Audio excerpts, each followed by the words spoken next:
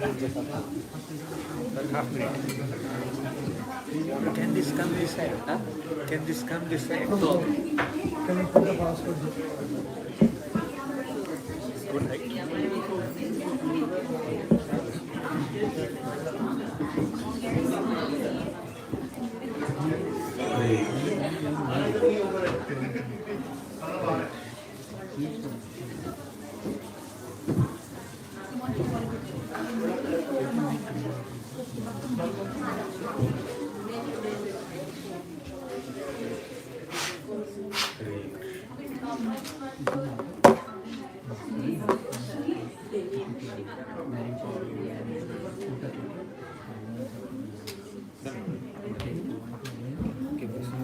This also good, eh? Yeah. This is it.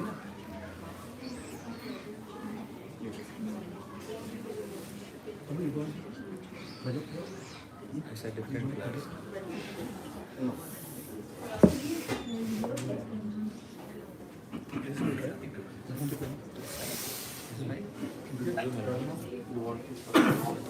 Visibility.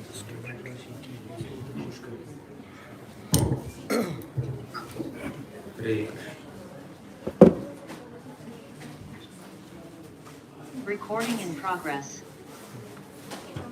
Om Namo Bhagavate Vasudevaya. Om Namo Bhagavate Vasudevaya. Om Namo Bhagavate Vasudevaya. Om Namo Bhagavate Vasudevaya. Om Namo Bhagavate Vasudevaya.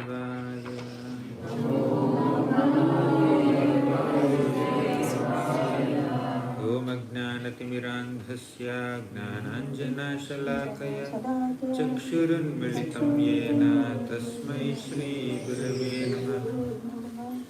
Shri Chaitanya Manobhishtam Sthapitam Yena Bhutale Swayam Rupaha Kadamahyam Dadati Swapadantikam Vandeham Shri Guroh Shri Yutapadakamalam Shri Gurun Vaishnavamscha Shri Rupam Sagrajatam Sahagana Raghunathanvitam Tam Sajivam Sadvaitam Savadhutam Parijana Sahitam Krishna Chaitanya Devam Shri Radha Krishna Pada Sahagana Lalita Shri Vishakhanvitam He Krishna Karuna Sindhu Deenabandho Jagatpate Gopesha Gopika Kanta Radha Kanta Namostute Tapta Kanchana Gaurangi Radhe Vrindavaneshwari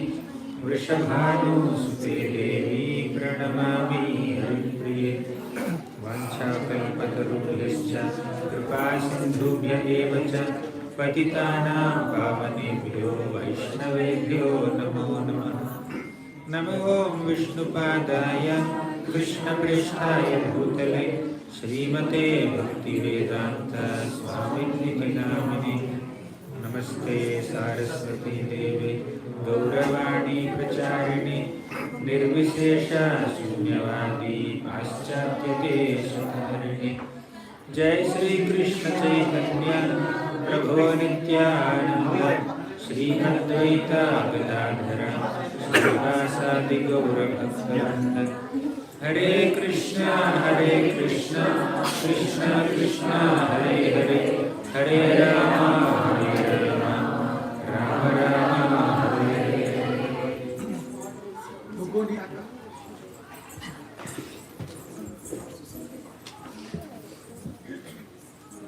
Hare Krishna. Hare Krishna. Should I give quick introduction?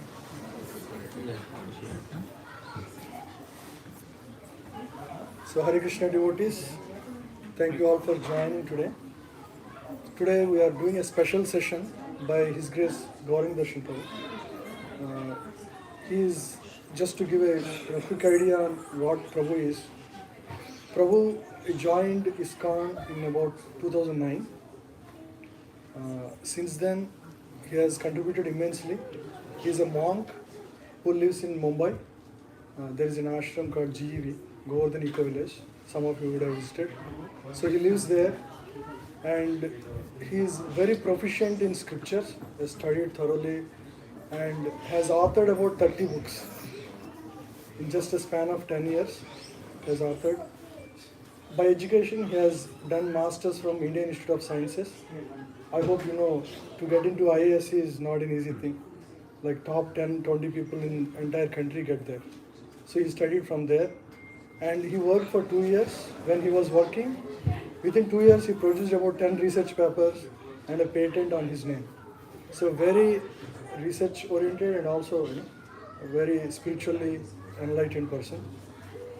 And single-handedly he runs Govardhan Eco Village Vidyapit, which is a Vaishnava studies forum, which he makes the curriculum and everything, and he delivered about 7,000 lectures so far in the last 10 years, and authored 30 plus books, and some of his books are available there, and his focus is children education as well as adult education. So he brought a lot of value to ISKCON through his books. So the scriptures which are difficult to understand, assimilate the message, he made it very easy through his books. You can go through them, the scriptures which are not easy to relate to, he made it in such a way that we can all relate to in our life. So we'll hear on the topic of the holy name today, power of the holy name.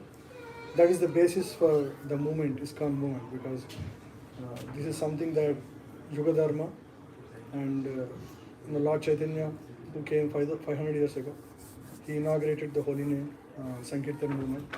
So it's a very relevant topic and very important topic for everybody in Kali Yuga. So he's going to enlighten us on the topic.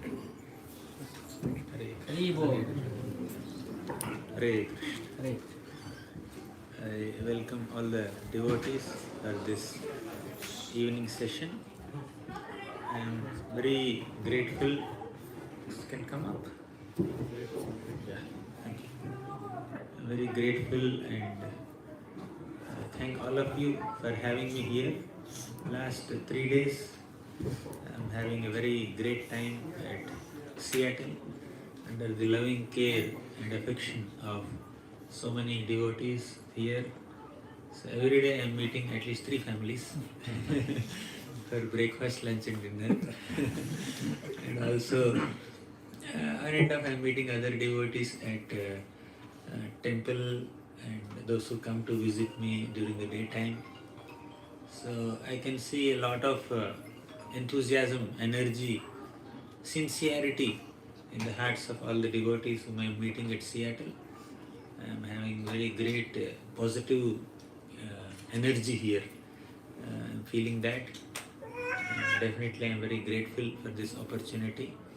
Your inspiring service attitude and your eagerness for Harikatha and also your enthusiasm in various services are some things that I carry home when I go back to GEV or in my further preaching journey. Definitely it's a very memorable visit to Seattle. These 3 days just passed like 3 minutes for me. Although I'm struggling to still sleep due to jet lag, different time zones. So lecture time is my sleep time. Okay, sleep time is my lecture time. So I had to adjust that. But despite all that, physical, personal inconvenience, there's a lot of inspiration. The river of inspiration is flowing here, and definitely I'm bathing in that inspiration river. So I was asked by the organizers of this event to speak the glories of the holy name of Krishna. What can be a more enlivening topic than glorifying the names of Krishna? So, at least 5,000 years back, the Supreme Lord Krishna appeared on this planet in a human form. And he very kindly and compassionately gave us the instructions of Bhagavad Gita. Right in the middle of Bhagavad Gita, back. People It's can't quite hear. close, but there you may have to increase the volume. Increase the volume. There's only one.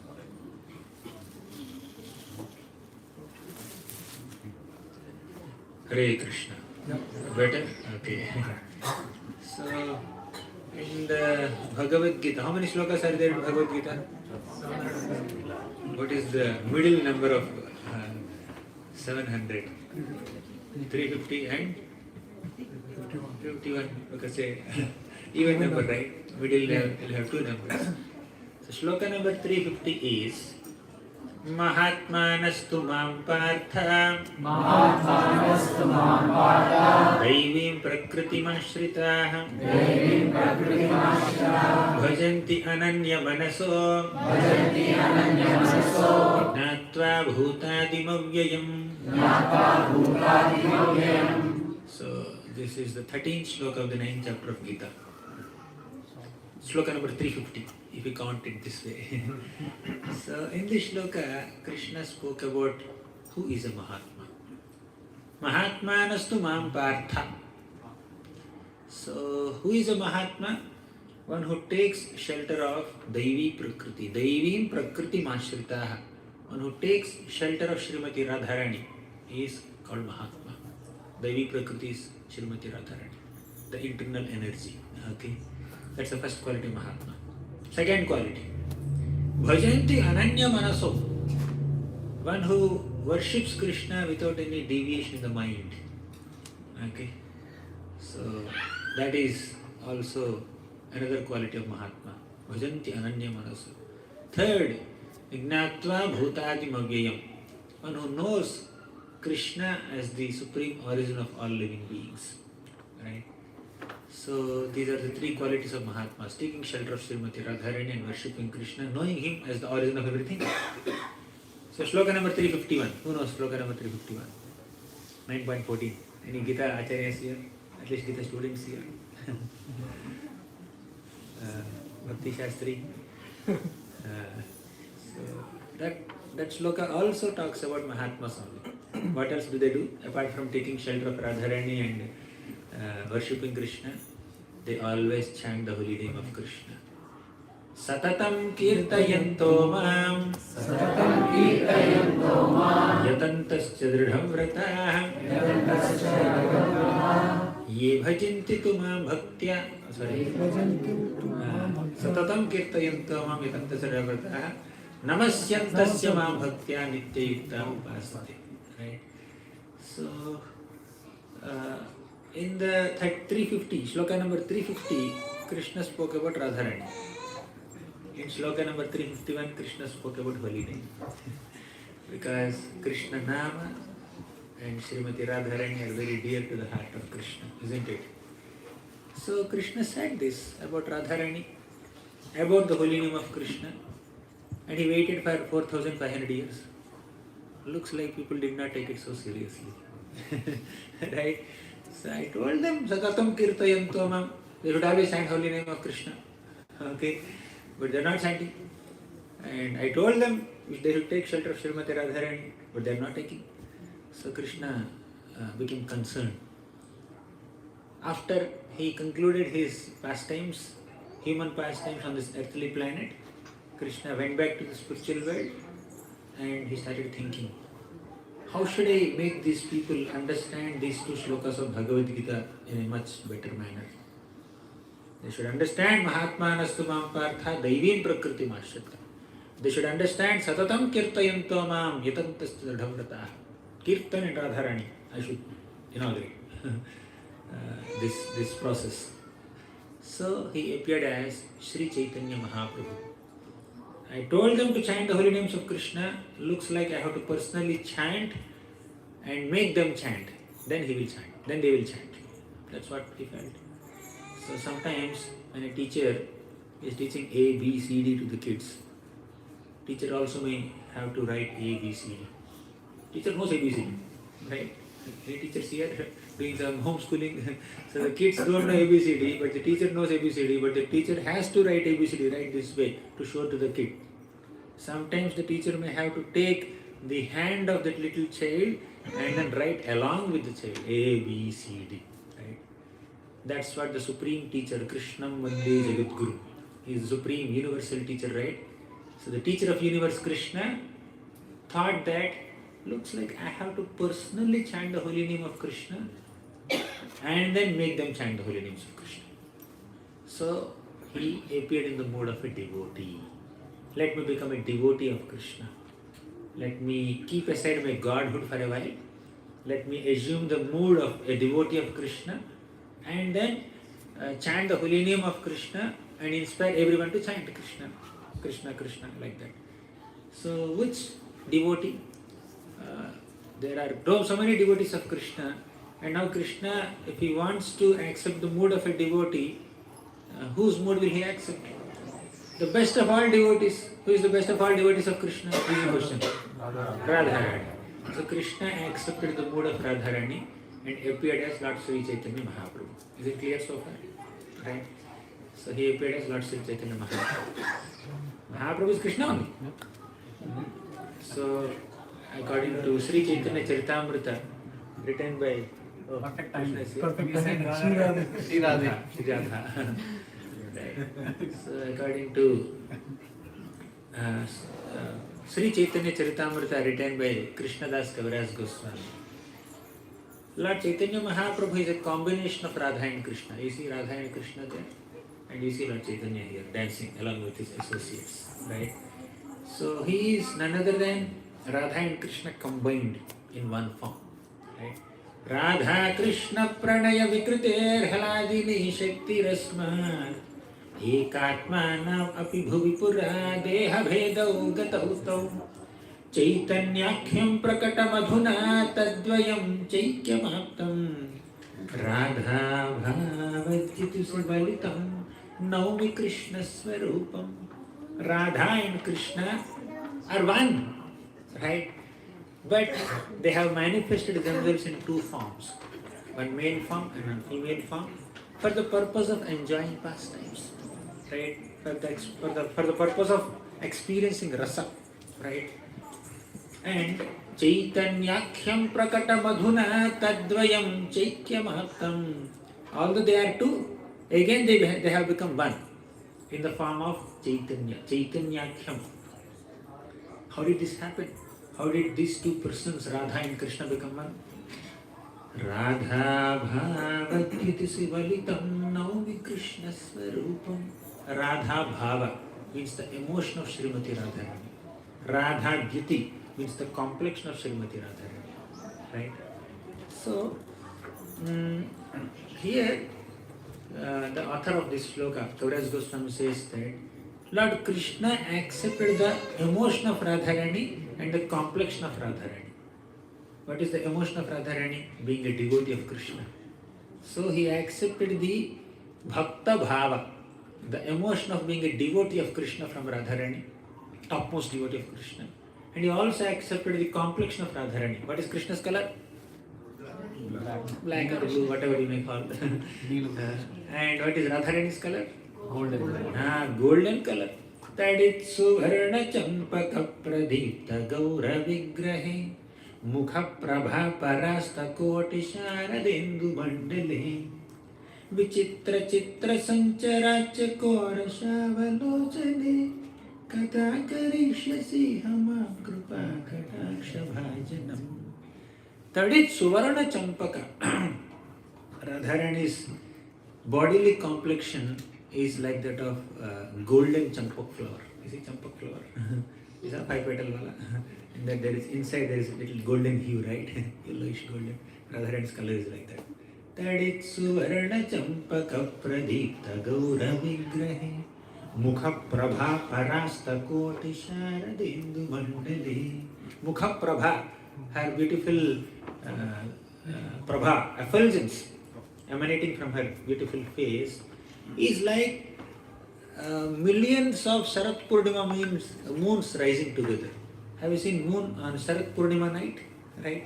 Sharat season, autumn moon, somewhere in Kartik time, just before. Just compare, multiply the beauty of that moon and effulgence of the moon with 1000 or 10,000. or 100,000. That is Srimati Radharani's complexion. And Krishna has stolen that complexion of Radharani, or accepted the complexion of Radharani, and also accepted her mood, emotion and complexion. Mood of being a devotee of Krishna and the complexion of gold color. Krishna became Lord Chaitanya Mahaprabhu. And he appeared on this planet as the son of Mother Sachi. Krishna in a human form appeared as the son of Mother Yashoda. And now he is appearing as the son of Mother Sachi. Both are same. And he started spreading the holy name of Krishna. Chiradadattam nijaguptavittam swapremanamamritamatyadaraham apamaram yo vitatara gauraha Krishno janebhyastamaham prapadye.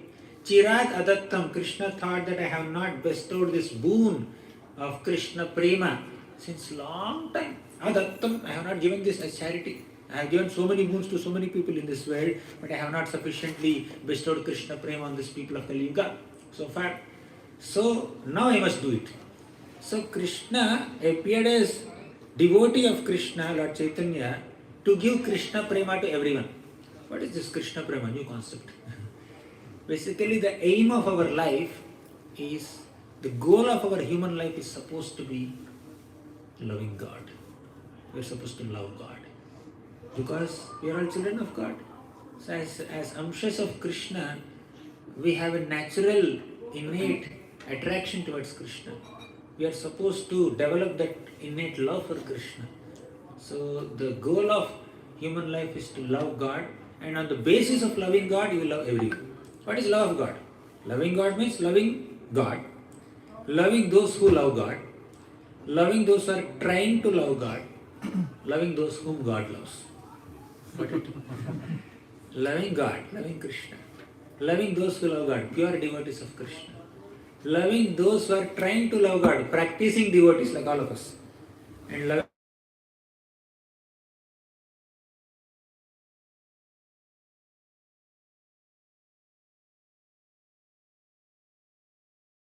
being is a child of God. Thus the Lord always loves every single living being. If we love Him, naturally we love everyone else. So that's the purpose of life. Is Krishna Prema, love of God, by chanting Krishna Nama. So Lord Chaitanya Mahaprabhu appeared as a devotee of Krishna, or Lord Krishna appeared as Chaitanya Mahaprabhu, a devotee of Krishna, to inspire everyone to chant Krishna Nama to attain Krishna Prema. Clear? By chanting the name of Krishna, we develop love for Krishna. And that's the goal of our life. Do you agree with this? Is it clear so far? Is it getting too technical? So, Swaprema Nama Amritamatyudaraham Apamaramyo Vitatara Gauraha Krishno Janebhyastamaham Prapadye. So, Lord Chaitanya Mahaprabhu is mercifully, very benevolently, very munificently distributing this great treasure of Krishna Prema to every single living being by inspiring them to chant Krishna Nama. That's the purpose of his incarnation, apart from many other purposes, right? Is Radha and Krishna combined. So, why holy name of Krishna? What is so special about the name of Krishna? Simple reason. If you want to love somebody, or if you love somebody already, either you want to develop love for someone or you already love someone, isn't it natural for you to constantly say the person's name? So you love Krishna, you say Krishna, Krishna, Krishna, Krishna, Krishna, hundreds of times you say, you develop love for that person. Or if you already love that person, you naturally say Krishna, Krishna, Krishna, like that, right? So it's a means to develop love for a person. If you're constantly chanting the name of the Lord, it's a means to develop love for God. Now there is another element also. So love of God is like on a very high stage. At our stage, at the level of a normal, average, conditioned living being, we all may not be me, people like me. People like me think that we are the enjoyers, we are the controllers, we are the masters, we are the proprietors, we are the creators, we are something. There's a sense of false ego, right? There's a sense of superiority complex. I am good, I am this, I am that. There is a sense of overly identifying oneself as great, right? But if we chant the names of God, Krishna, Krishna, Krishna, Krishna, Krishna, consciously or unconsciously are declaring that yes, this person is greater than me. Slowly you are developing humility, isn't it? So, why are we living in this material world, rotting in this material existence, experiencing unlimited material miseries, so many difficulties? Anyone here without any difficulties in life? Here, please raise your hands. Right? So, even if you raise your hand, I will not believe you. Right? So, just because you raise your hand, I don't have any difficulties. I don't think that I will believe you. So, why are we rotting here in this material existence? Birth, death, old age, disease. Birth is such a painful experience, all of us have forgotten, but it's painful, right? And as we grow, and during the lifetime, we have to do so many things which we may not like to do. Anyone here who is doing everything in life that you like to do only? We are supposed to do something which you don't like also, right? Many times. In fact, the things that we don't like to do are more than things we like to do, right? Naturally. So that's how life is. But is there a possibility that I can do something which I just want to do? Is there anything that can give me permanent happiness?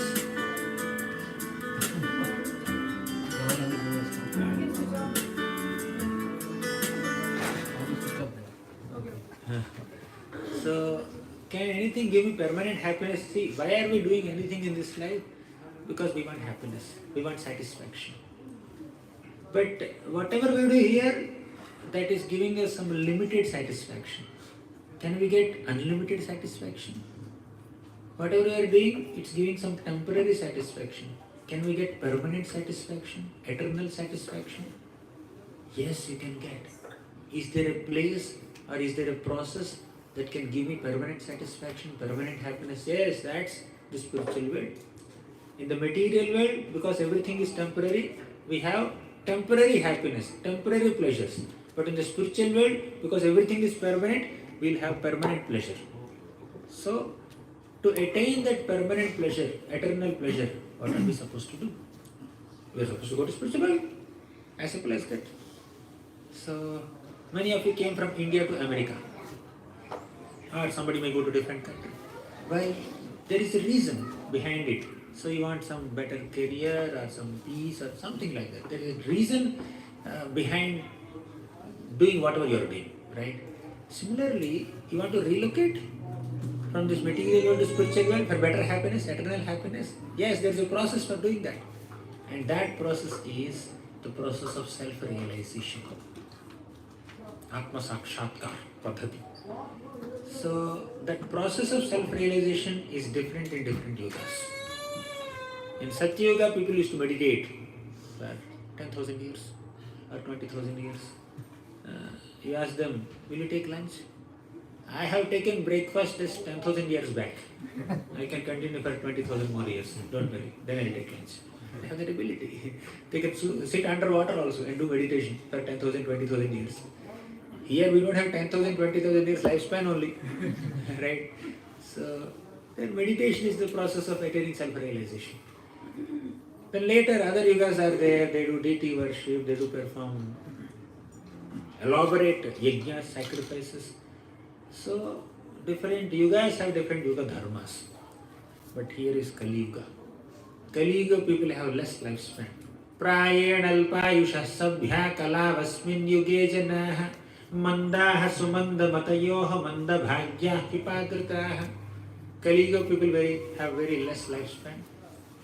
Kali Yuga people also are not very intelligent in comparison to previous yugas, by the way. Right? So don't get offended. Hey? He's calling us not so intelligent. No, there are many intelligent people here, but in comparison to the intelligence of previous yuga people, we are little less. Okay, much less, not little less. Our lifespan is less, intelligence is less, patience is less, agitation is more. we are always disturbed, always misguided by different people, always distracted, illusioned. So, for such people, the process of self-realization has to be very simple. They can't handle so much. The pass mark has to be reduced. Here, people cannot even get 35% to pass the exam. So it has to become 30, 20, 15.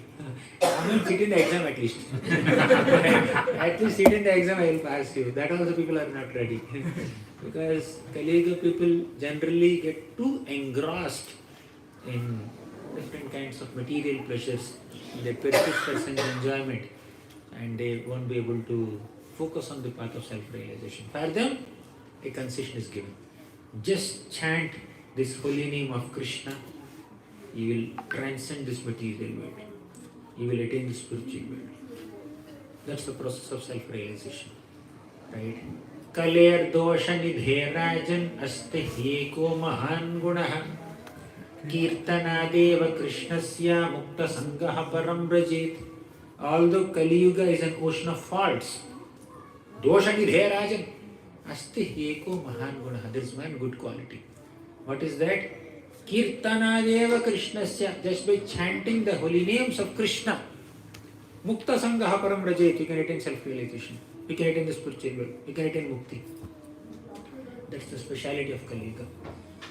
So, the path of self-realization has been made very simplified.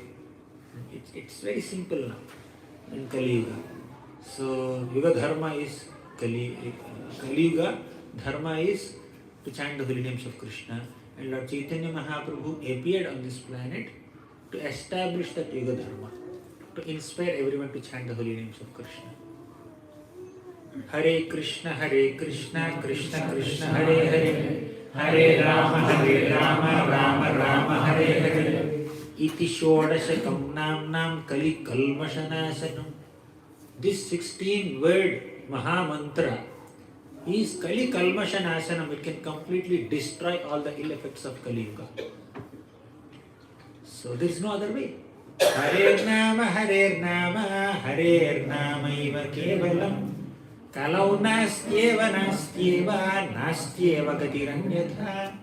There is no other way in this Kali Yuga apart from chanting the holy names of Krishna. I think this Zoom is gone. So, this is the repeated teaching of all scriptures, that you chant the holy names of Recording in Krishna progress. and you will be able to attain Krishna. So, the Supreme Lord Krishna personally appeared in the form of a devotee to inspire all of us to chant the holy names of Krishna and also introduce us to Radha Prema. Okay. So, without Lord Chaitanya Mahaprabhu, we could not have had access to Krishna Nama, Krishna Prema, Vrindavan Dham and Srimati Radharani. There is a great devotee named Prabodhananda Saraswati. You know Prabodhananda Saraswati, anyone here? He wrote a beautiful shloka about Lord Chaitanya Mahaprabhu. He said, Prema Nama Bhutartha Shravana Pathagataha Kasya Nam Mahimna Koveta Kasya Vrinda Vana Vipina Maha Madhurishu Pravesha Kova Janati Radham Paramarasa Chamatkara Madhurya Simam Ekas Chaitanya Chandraha Parama Karunaya Sarvama Vishchakara Prema Nama Adbhutartha. Prema, Krishna Prema is the Adbhuta Artha, is the wonderful goal of your life. Who established it? Lord Chaitanya Mahaprabhu. Prema Nama Adbhutartha Shravana Pathagataha Kasya Nam Mahimna. He has given us this understanding that through Shravanam process, he has given us this understanding that you please chant the holy name of Krishna and you will attain the goal of your life, which is Krishna Prema. Through Krishna Nama, you can attain Krishna Prema. Who taught this to us? Lord Chaitanya Mahaprabhu. Lord Krishna in the form of his devotee Chaitanya Mahaprabhu. Prema Nama Adbhutartha Shravana Pathagataha Kasya Nam Mahimna Koveta Kasya Vrinda Vana Vipina Maha Madhurishu Pravesha. Without Lord Chaitanya Mahaprabhu's mercy, who would have had access to the nectarian sweet mellows of Vrindavan Dham. He introduced us to Vrindavan Dham. He is the one who went to Vrindavan Yatra, excavated so many holy places like Radhakund and Shyamakund and many other places. He introduced us to Vrindavan Dham. Without Lord Chaitanya Mahaprabhu, who would have had access to Vrindavan? Ko va janati radham paramarasa chamatkara madhurya simam. Who would have understood that Srimati Radharani is the limit of Krishna Prema, is the limit of conjugal rasa, right? So, Srimati Radharani is the best devotee of Krishna, topmost of all the devotees of Krishna. Whatever little devotion that all of us have towards Krishna is just a part and parcel, a small amsha of Srimati Radharani's devotion to Krishna. If you are able to love Krishna, it is only by Radharani's grace. Right? Who is a Mahatma? Mahatmanastu mam partha dairim prakriti mashritaha. So if you are a Mahatma, you are a great soul. You are supposed to take shelter of Srimati Radharani. Right? Only by the shelter of Srimati Radharani we will be able to develop some iota of inclination, iota of inspiration or enthusiasm to serve Krishna, to love Krishna. Ko va janati radham paramarasa chamatkara madhurya simam ekas chaitanya chandraha paramakarunaya sarvamavischakaraha. It is only Chaitanya Charitam, Chaitanya Mahaprabhu, Chaitanya Chandraha. With his great compassion, he has done avishkar of all these things. He has inaugurated Krishna Nama, Krishna Prema, Vrindavan Dham and Radharani to all of us. Right? So Krishna wanted to glorify Srimati Radharani. That's why he appeared as Chaitanya Mahaprabhu and established Radha Tattva and her as the supreme worshipper of Krishna, Parama Aradhika. So we will attain that Krishna Prema following the footsteps of the supreme devotee of Krishna, Radharani, by chanting Krishna name, Krishna's names. So that's the purpose of Krishna's appearance as Lord Chaitanya Mahaprabhu. So, what is the potency of this holy name of Krishna? What is the power? The power of holy name of Krishna is that it can mesmerize anyone into uncontrollably loving Krishna, uncontrollably getting attracted to Krishna. Krishna. In these two syllables, unlimited nectar is embedded. There is a great saint named Rupa Goswami. Anyone knows Rupa Goswami? He wrote a shloka about the holy name of Krishna. Very beautiful. Tunde tandavi niratim vitanute tundavali labdhaye karna kroda kadambini ghatayate karnarbhute bhyaspruham cheta prangana sangini vijayate sarvendriyanam kritim no jane janita ki yadbhiramrtai krishneti varnadvaji tunde tandavini ratim vitanute. When this holy name of Krishna is dancing on my tongue, I desire millions of tongues, because one tongue is not sufficient to relish the sweetness of Krishna's name. Therefore, I need billions of tongues to relish Krishna's name. That is his aspiration. Tunde tandavi niratim vitanute tundavali labdhaye karna kroda kadambini ghatayate karnarbhute bhyaspruham. When the sound Krishna is entering my ear holes, I desire millions of ears. Just 2 ears are not sufficient enough to relish the sweetness of Krishna's holy name. Therefore, I desire millions of ears. One name Krishna can make you desire millions of tongues to chant the name and desire millions of ears to hear that name. That's the greatest ecstasy. By the way, all of us have this potency. All of us have this ability to relish Krishna's name to this extent. But it's covered because of many other desires. So we should transform those desires into spiritual desires. Okay.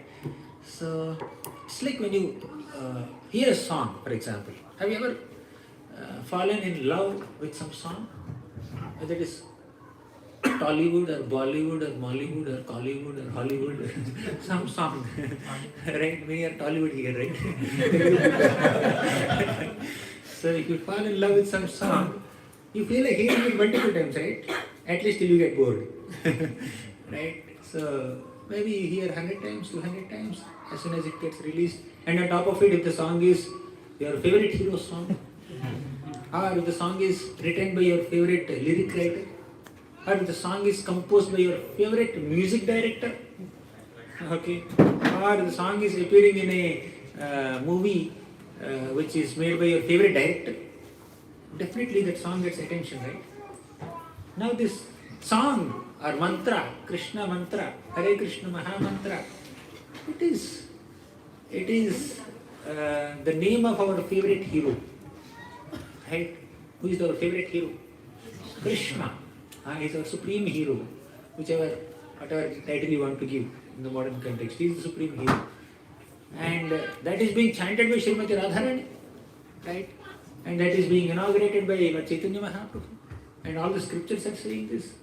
Do you need any other reason why you can't fall in love with this name Krishna, Krishna, or this song of Hare Krishna Mahamantra?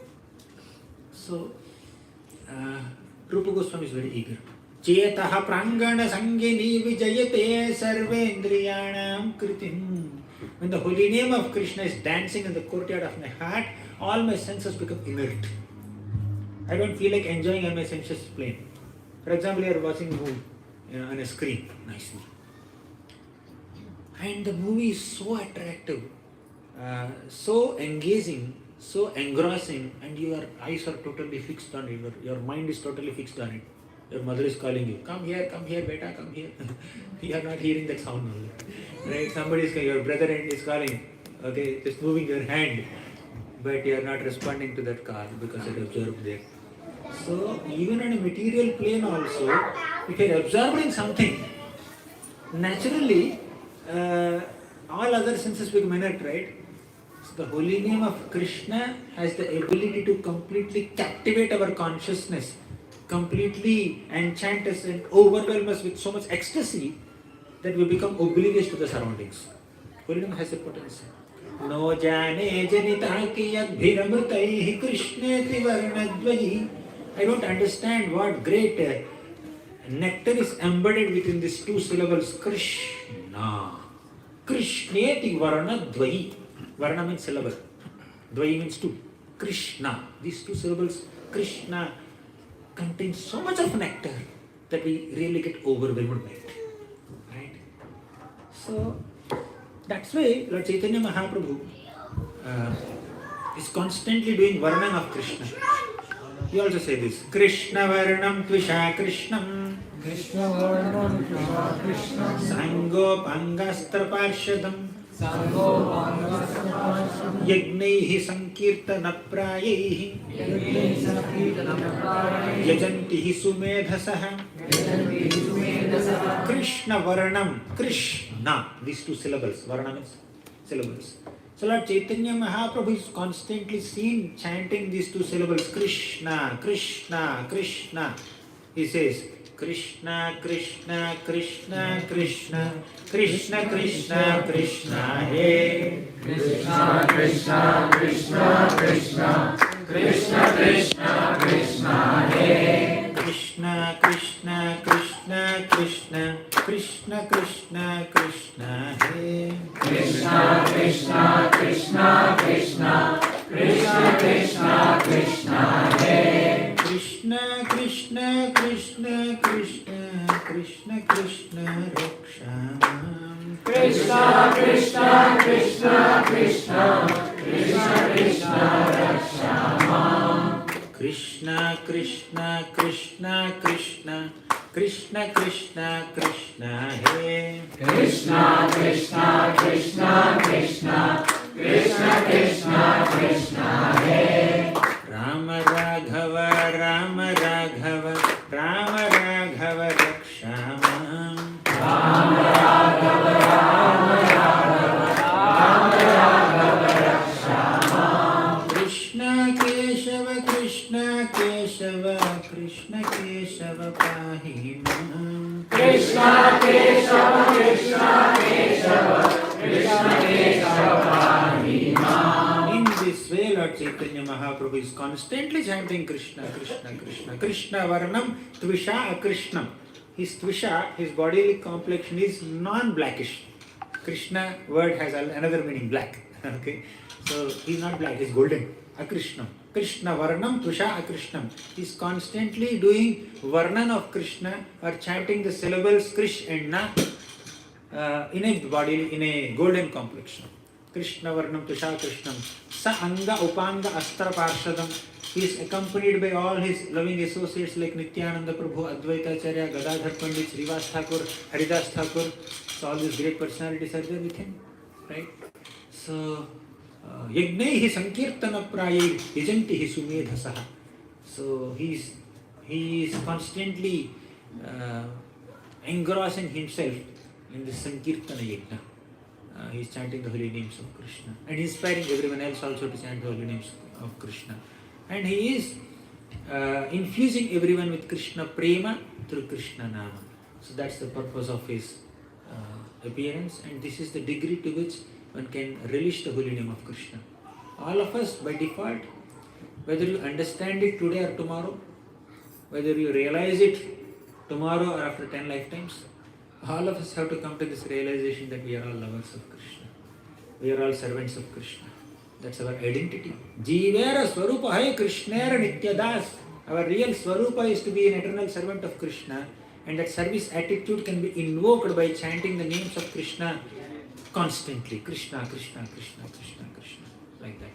So, this Krishna mantra, Hare Krishna mantra, has the ability to completely overwhelm our consciousness with Krishna Prema and remove anything that is unwanted in our existence, in our systems.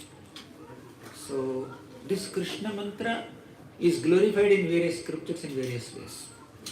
We'll discuss few of them. Topic is glories of the name of Krishna, right?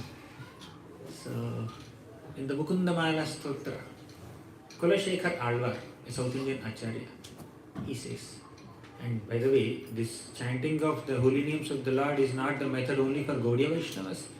Even all other Vaishnava Sampradayas also emphasize on chanting the holy names of the Lord. Right? Shatruchedai Kamantram Sakalam Upanishadvakya Sampurja Mantram Samsaro Cheda Mantram Samuchita Tamasaha Sangha Niryana Mantram Sarvaishwaryai Kamantram Vyasana Bhujaka Sandashta Santrana Mantram Jihve Sri Krishna Mantram Japa Japa Satatam Janmasa Palya Mantram Shatruchedai Kamantram. All the Shatrus in our hearts, our Shatrus are not outside. We may say, he is my enemy, she is my enemy. They are not your enemies, by the way. They are also children of God. They are like you. Okay? The real enemies of a person are within: lust, envy, pride, greed, kama, krodha, lobha, moha, mada, matsara, envy. These are the real enemies. Shatruchedai Kamantram. When you chant Krishna mantra, all the enemies within your own heart are destroyed. All that lust, envy, pride, greed will be destroyed by chanting Krishna mantra sincerely. Shatruchedai Kamantram Sakalam Upanishadvakya Sampurja Mantram. And this mantra, Krishna mantra, is being worshipped by, or established by, or glorified by all Upanishads. All the scriptures are recommending this mantra only. Right? Sakalam Upanishadvakya Sampurja Mantram Samsaro Cheda Mantram. Samsara, our material existence, or whatever attraction we have towards material existence, is destroyed by this Krishna mantra. Are you still excited in samsara? Right? Are you not fed up? Are you not exhausted? Are you excited or exhausted? Fighting these threefold material miseries: birth, death, old age, disease, financial problems, relationship problems, what else? Health problems, so many problems. The material world is meant to exhaust us, not excite us. Right? And the so-called excitement that material world gives us is to keep you here. to make you more exhausted. Right? So her Maya's agenda is to exhaust you.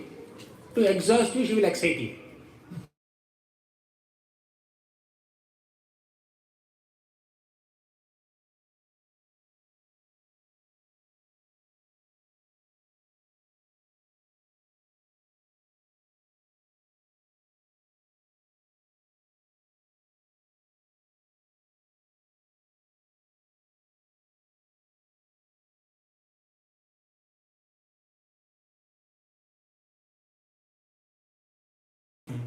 Samuchita tamasaha sangha niryana mantram. Sangha niryana mantram. You can retire from your attachments to this material world by chanting Krishna's name. If you want to maintain, beware, don't chant. Right? If you want to get relieved of this material attachments, then we can chant. You're invited for this. Right? Sangha niryana mantram. Sarvaishwaryaika mantram. This mantra, Krishna mantra, can give you all Aishwaryas. What Aishwarya? Like Aishwarya? Money? This is not the real Aishwarya. Our Aishwarya is not dollars or rupees or pounds or what else, gold or diamonds or silver. Our real Aishwarya is Krishna Prema. We discussed it. The supreme goal of life is to love God. So when you chant the name of Krishna, you will be bestowed with the Aishwarya of Krishna Prema. All of us will be showered with the greatest treasure of Krishna Prema. Sarvaishwaryaika mantram vyasana bhujaga sandashta santrana mantram. Bhujaga means snake. Vyasana bhujaga means the snakes of our bad desires, snakes of our bad habits, snakes of our material attachments. Vyasana bhujaga sandashta santrana mantram. So by chanting Krishna's names, what happens is, the name of Krishna will act like a snake charmer to subdue all the snakes of our material desires. Sometimes a snake charmer will have some special flute, right? Not flute. Some, beam. Huh? Beam. Beam. They call it a beam. Or Whatever beam. So that instrument he will just play and somehow subdue the snake. Similarly, to subdue the snakes of our material desires, chant Krishna mantra. Right? Vyasana bhujaga sandashta santrana mantram jitve Sri Krishna mantram japa japa satatam janma safalya mantram. You want to make your life purposeful, meaningful, fruitful? Janma safalya mantram. Then chant Krishna mantra. Jitve Sri Krishna mantram. With your tongue, chant the name of Krishna. The purpose of having a tongue is to chant Krishna's names. Right? There is no other purpose. Right? Or glorify Krishna. So make your life more meaningful. So there are so many other yogis and other spiritualists. They try to attain liberation in 100 different ways. But we have a very easy way. So Rupa Goswami says further in a book called Padyavali. He says that Yoga Shritya Papatti Nirjanavana Dhyanadbhasam Bhavita Swarajyam Pratipadya Nirbhayamami Mukta Bhavantu Dvija Asmakam Tu Kadamba Kunja Kuhara Pronmiladin Divara Shreyanishyamala Nama Jushatam Janmastu Lakshavadhi. He says that there are so many yogis and jnanis, they want to attain liberation. They enter nirjanavanas. Yoga shritya papatti nirjanavana dhyanadvasam bhavita. These yogis, they enter nirjanavana. Nirjana means secluded places. No jana. Okay, these forests do not have any population. So they go to such unpopulated forests and they sit there and meditate for a long time. 10,000 years, 20,000 years. Dhyana bhasam bhavita swarajyam pratipadya nirbhayamami mukta bhavantu dvija. In this way, by chanting, by meditating on the Lord, they think that they are liberated. Let them think that they are liberated. No problem, I have no issue. I have no insecurity just by seeing them. Oh, they are getting liberated. Actually, they don't get. generally speaking. Because yogis, they perform yoga or some meditation, Ashtanga yoga, and they want Ashtasiddhis. Ashtanga yoga means 8 kinds of practices. Ashtasiddhi means 8 kinds of perfections. Right? They perform Ashtanga yoga, they do some dhyana, they follow yama, niyama, asana, pranayama, pratyahara, dharana, dhyana, samadhi, they undergo all these 8 practices and they want 8 perfections. What are 8 perfections? Anima, mahima, laghima, garima, prapti, ishitva. They want to become greater than the greatest, smaller than the smallest, lighter than the lightest, heavier than the heaviest. They want to walk on water. They want to close their eyes and fly. These are different mystic siddhis. By these mystic siddhis, your heart will never get nourished. Just somebody got some power to walk on water. Anyone can walk on water here? Without a boat. So they can walk on water without a boat. Say they got that siddhi to walk on water. Just for argument's sake, let's agree. Will that ability to walk on water give him any happiness? Anyone here? You know where they get the happiness from? They advertise that I can walk on water or I can rise above myself in water. Some people, while meditating, they go above the ground level. Right? What is that called? Levitation. Okay, whatever it may be. So they rise above the ground level. So will that give any special ecstasy to them? Right? They may, but is there any permanent happiness in that? Generally, where they get happiness from? They make an advertisement, they make a poster and send on WhatsApp. So and so person is walking on water or flying in the sky. Come and watch. Okay, 7 p.m. CST, PST. 7 p.m. PST, go to that lake. He is walking on water. And all the people will just assemble on the shore of the lake and they will see this person walking on the water. Wow, they clap. Okay, in that clap, he'll get happiness. That's all. And while clapping, they'll also throw some dollars. Okay, take it. And he'll accumulate that money. That's what these mystic siddhis do. But there may be other mystic siddhis, they have different things to accomplish. But in a sense, mystic siddhis will not give satisfaction to your heart. Okay? And they may generally not give liberation also. Even if you assume that they attain liberation, merge into the effulgence of the Lord Brahma Jyoti, it's not a very exciting achievement. So therefore, Rupa Goswami says, Yoga Shrutyupapatti Nirjanavana Dhyanadha Sambhavita Swarajyam Pratipadya Nirbhayavami Mukta Bhavantu Dvija. Let them think that they are muktas. Let them think that they are liberated. But what about you? Asmakam tu kadamba kunja kuhara pronmila dindivara Srini Shyamala Dhama Jushatam Janmastu Lakshavadhi. Rupa Goswami says, as far as I am concerned, I am excited with something else.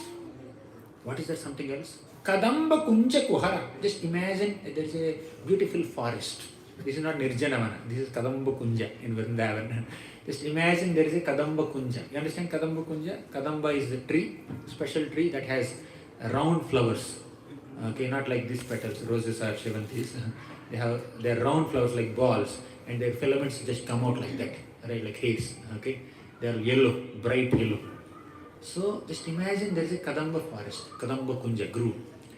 In the midst of the Kadamba grove, there is a beautiful lake with crystal clear, transparent waters. And in that lake, just imagine, there are nicely blossoming blue lotuses. Right? And the lake is filled with blue lotuses, and this Kadamba pollen, yellow pollen is falling on this surface of the lake, and you can see blue and yellow. Just imagine the beauty of that place. Right? And there is fragrance everywhere. There is pleasant sight to see, and there is pleasant fragrance also. So Krishna's bluish body with yellow dhoti is compared with this scene of Kadamba Kunja Kuhara Pronmila Dindivara. Means this scene where blue lotuses in that lake are surrounded by Kadamba pollen. That scene is resembling Krishna's form.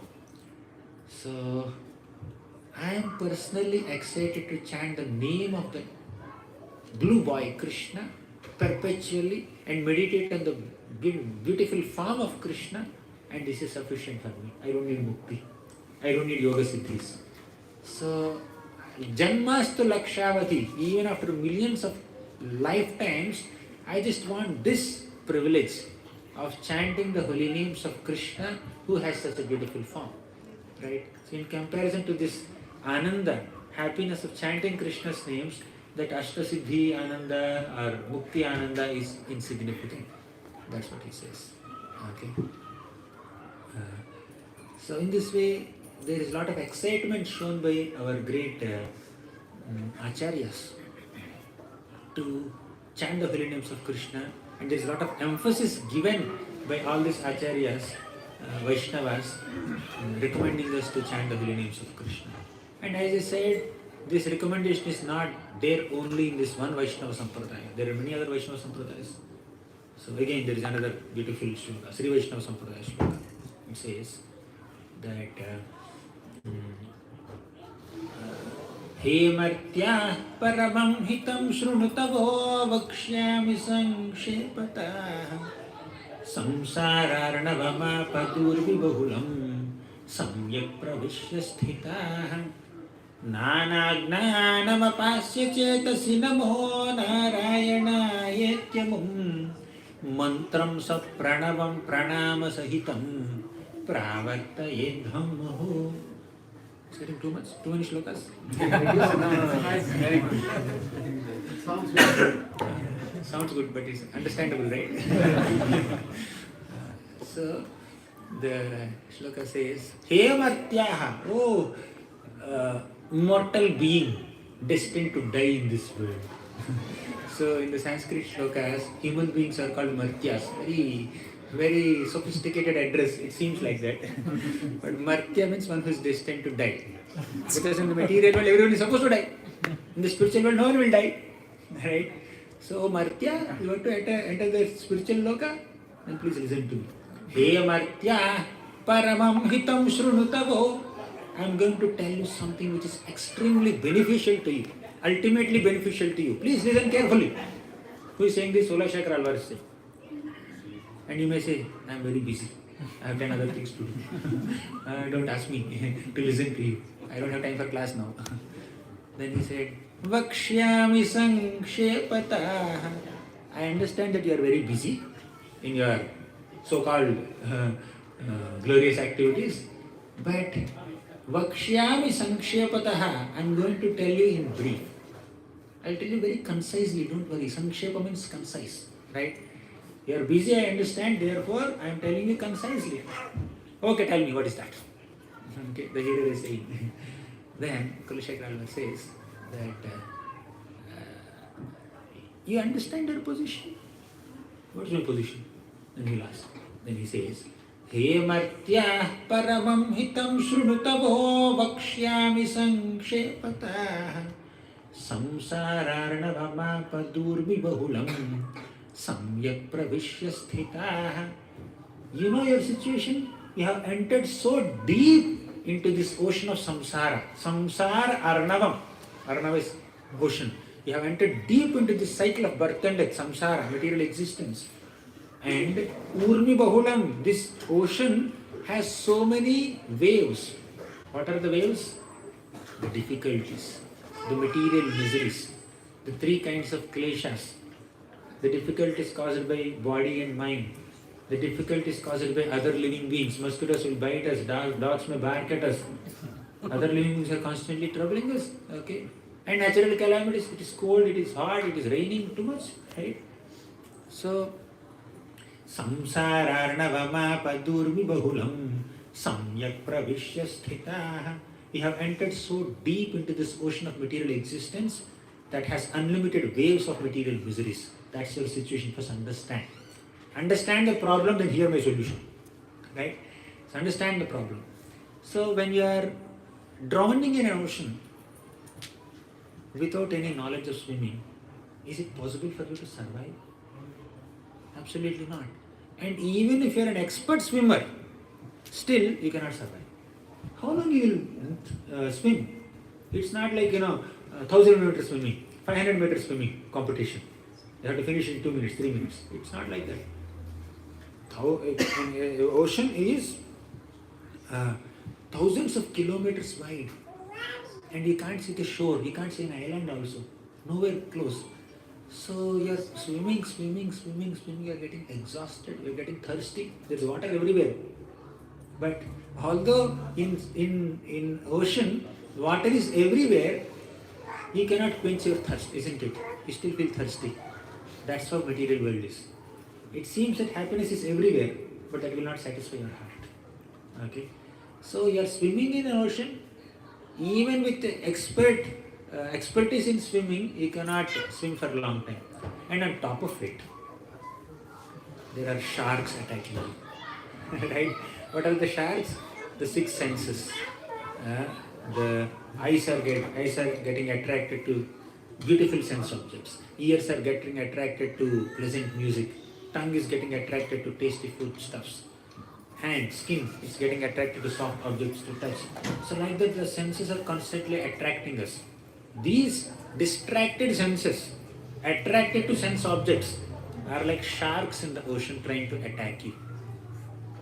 So sharks are there, and you are not so good at swimming, and the ocean is very expansive, and there are waves of difficulties. How will you survive? So that's your situation. Please understand this. Okay? And okay, is there any solution? Then Kulshekhara says, Nana gnanam apasya chetasi namo narayana yetyamam. Nana gnanam apasya. Please keep aside all your concocted methods of getting out of this material ocean. You may think you are gnana, you are big gnani. Keep that gnana aside. I am giving you a simple solution. Follow that. Your gnana will not protect you, by the way. Your analytical knowledge will not protect you. Only my solution will protect you. Nana gnanam apasya chetasi namo narayana yetyamum. I am going to tell you one simple formula. Narayana yeti. Please chant this name. Narayana, Narayana, Narayana, Narayana. Okay. Mantram, chant this mantra. Sapranavam. Along with pranava, omkara. Then it becomes Om Namo Narayana. Okay. Mantram sapranavam pranama sahitam. While chanting this mantra, offer pranams also. Offer obeisances to Krishna and chant the names of the Lord. And this is the practice for you. Pravarta yadhamahu. Constantly do this, constantly chant the holy names of the Lord, you will be relieved from the samsara. That Krishna Nama or Narayana mantra is that rope that brings you, pulls you out of this material ocean and places you in a strong boat that can take you across this material ocean. Okay. So take shelter of the holy name of Krishna. Other methods are not that effective in this world. So this is the recommendation of several acharyas, right? So there are many such beautiful episodes in Bhagavatam that emphasize on the potency of holy name. One such story is, very popular story is Ajamil. So there is a pure Brahmana named Ajamil, and this Ajamila had truthfulness. He studied Vedas nicely. He is very respectful to elders.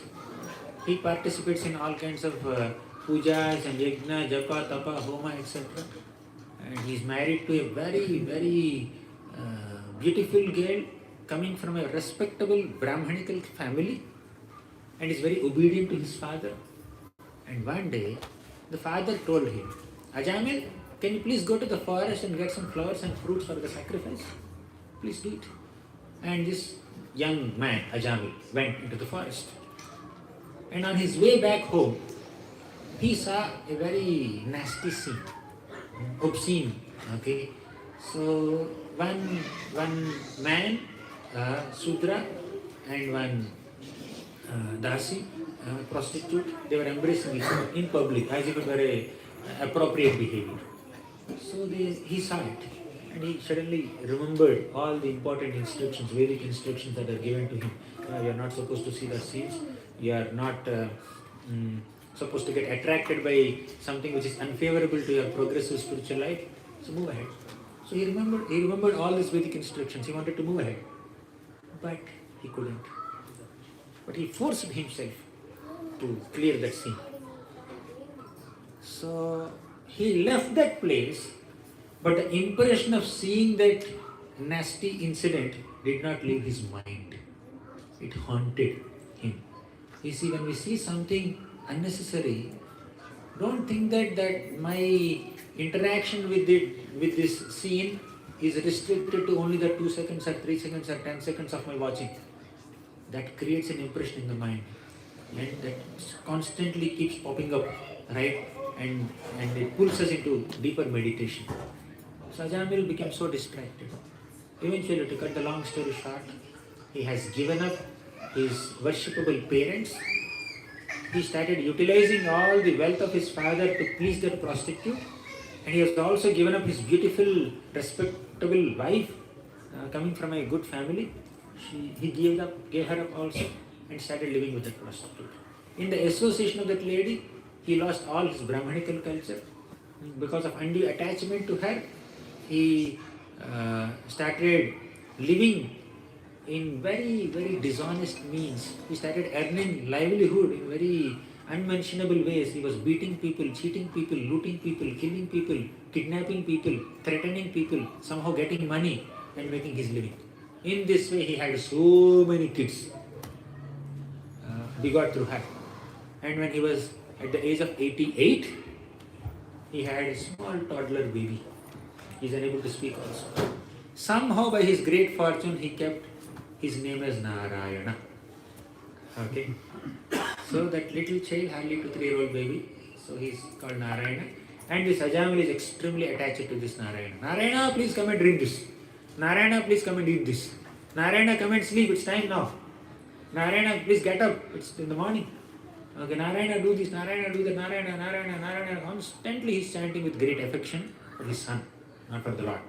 Right? Affection for the son. So, in this way, he lived his life for 88 years. And one day, he became very sick. And his wife neglected him. He was lying on the deathbed. And 3 Yamadutas came. Ajamil performed so many sinful activities with his body, mind and words. Okay? At the emotion level, expression level, action level, he is sinful for the last several years. So because he committed so many sins through his body, mind and words, 3 Yamadutas came to take him to hell. So seeing the twisted faces and fierce forms of all these Yamadutas, Ajamil became very fearful. And in great anxiety, he started chanting Narayana. When you are fearful, when you are anxious, when you are happy, when you are excited, you start remembering the name of that person who is very dear to you, right? That's why you have to chant Krishna, Krishna always. Right? So, who is dear to this Ajamil? His son Narayana. He is calling Narayana, Narayana, Narayana, Narayana, come here, come here, come here. But Narayana is not coming. That little child is playing nearby. So this boy, innocent child, he did not have the ability to understand the emotions of his father. My father is dying. This boy cannot understand this. My father is lamenting out of love and affection for me. He is calling me. The boy is unable to realize. He may be playing there with his smartphone or whatever, some toys. He is in his own world. He cannot understand.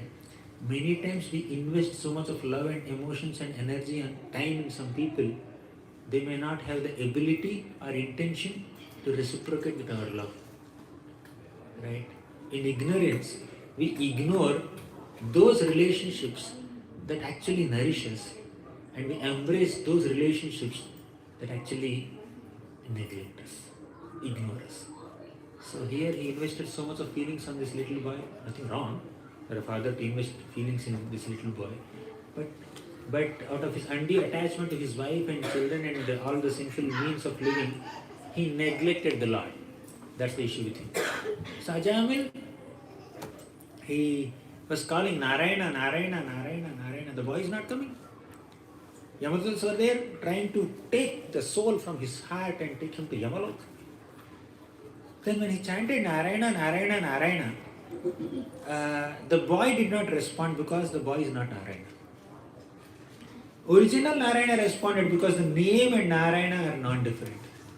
Nama Chintamani Krishna Chaitanya Rasa Vigraha Purna Shuddho Nitya Mukto Abhinnatvan Nama Naminaha. There is no difference between the Nama and Nami. So in the material world, a person may have a name and he may have some qualities, they both may not match. But in the spiritual circles, the person and the name of the person are non-different. So when he chanted Narayana, the original Lord Narayana responded, because this name is Narayana directly, but the boy is not Narayana. Boy did not respond, God responded. Okay, so he said, because he chanted Narayana, 4 syllables of my name, 4 Vishnudutas, come here, go and rescue this Ajamil. So 4 Vishnudutas came there. So to counteract 3 Yamadutas, we don't need 4 Vishnudutas. But somehow Lord had sent 4 Vishnudutas. 3 Yamadutas, 4 Vishnudutas. Okay, confronted. Big discussion. To cut the long story short, these 4 Yamadutas, 4 Vishnudutas chased the 3 Yamadutas away and saved Ajamil. And gave him a second chance. By the way, the message of Ajamil's story is not that do whatever you want throughout your life. At the end, chant Narayana. Sufficient. Right? Ante Narayana Smriti. Sufficient. So that's not the message of this story, by the way. And that's what I'm telling you. Ajamil did not immediately go to Vaikuntha. Ajamil was just given a second chance. So then he went to Haridwar and chanted the names of the Lord for 12 years. And after 12 years, Vaikuntha airplane came and took him to Vaikuntha.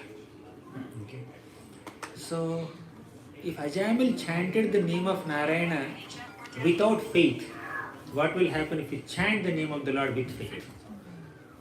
If Ajamil chanted the name of the Lord to indicate his son, what will happen if he chant the name of the Lord to indicate the Lord? Ajamil chanted with a sinful background. What will happen if you chant the name of the Lord by following the 4 regulative principles throughout your life? Ajamil chanted at the time of death. What will happen if you chant throughout your lifetime? Therefore, this Ajamil episode is encouraging us to constantly chant the holy names of the Lord with all love and affection, investing your feelings and emotions to the best of your ability. You may not get tears immediately. It's not your sadhana. Okay, sit straight, back erect, chant the holy name, now cry. It doesn't work like that.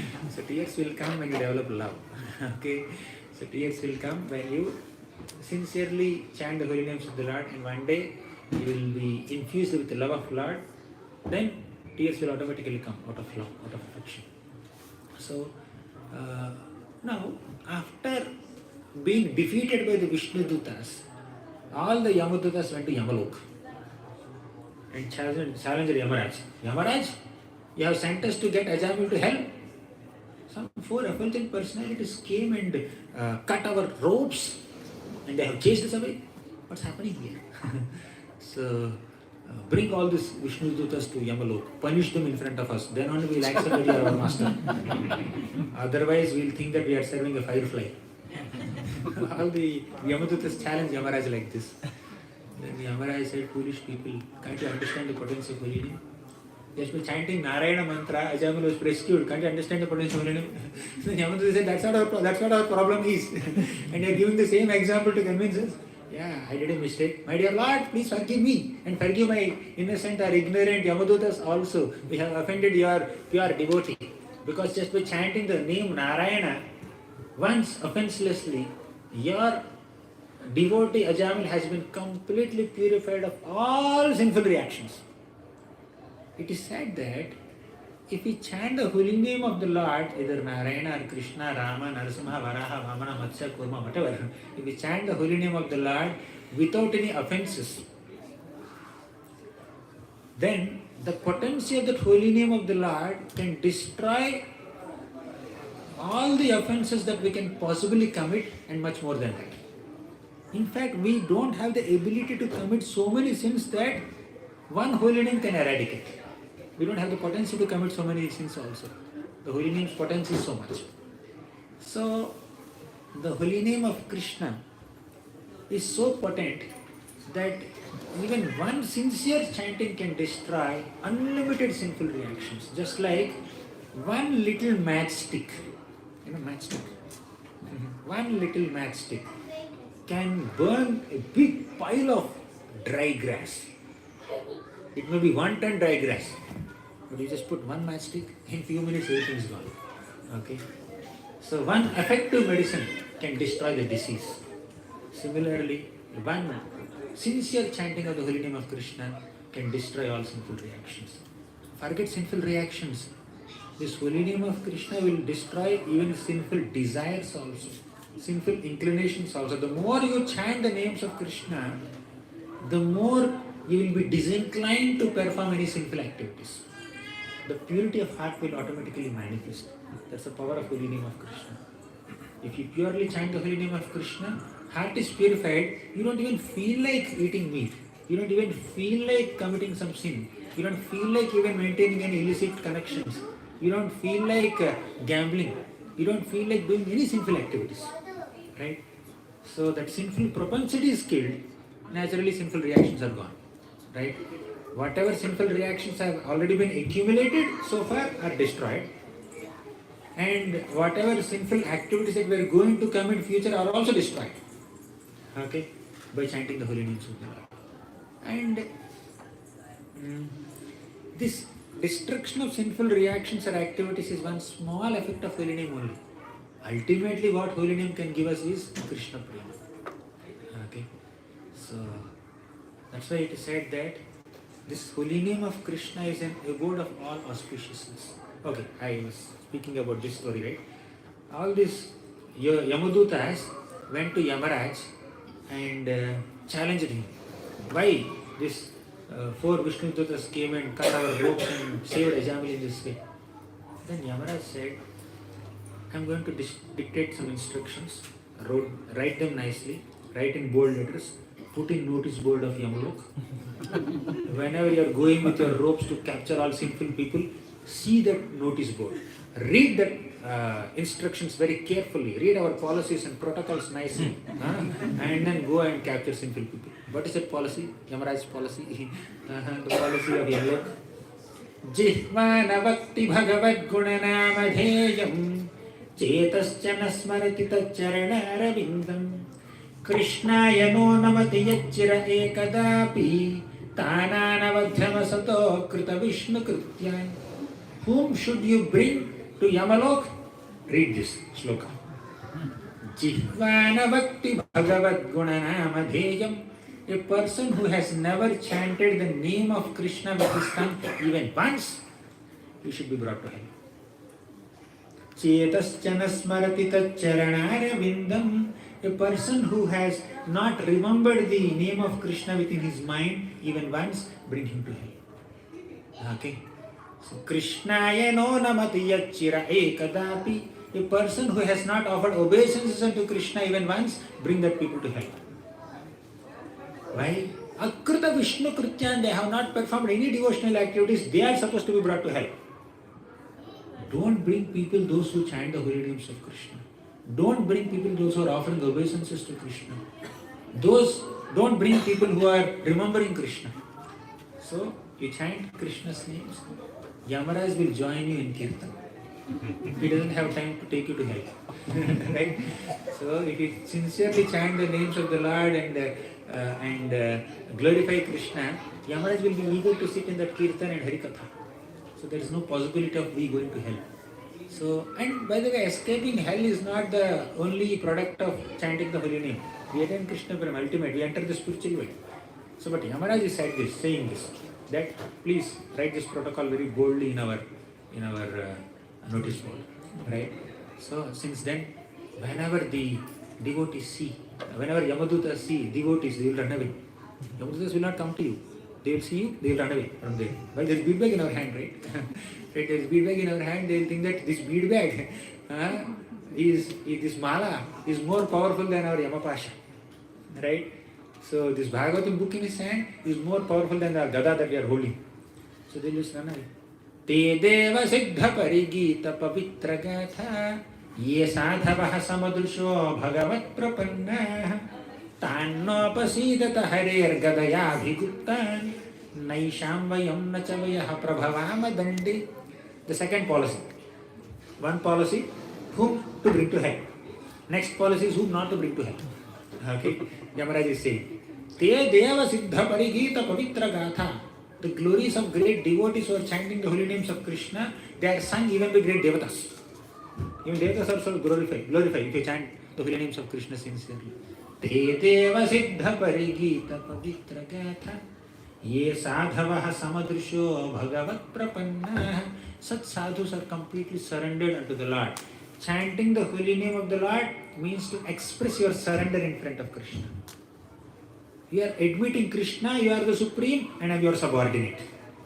If you chant Krishna, Krishna, Krishna, Krishna, multiple times you chant. The more you chant, the more you are expressing your surrender in front of Krishna. Right? So, Te Deva Siddha Parigita Pavitra Gata. Ye sadhavaha samudrsho bhagavat prapannaha.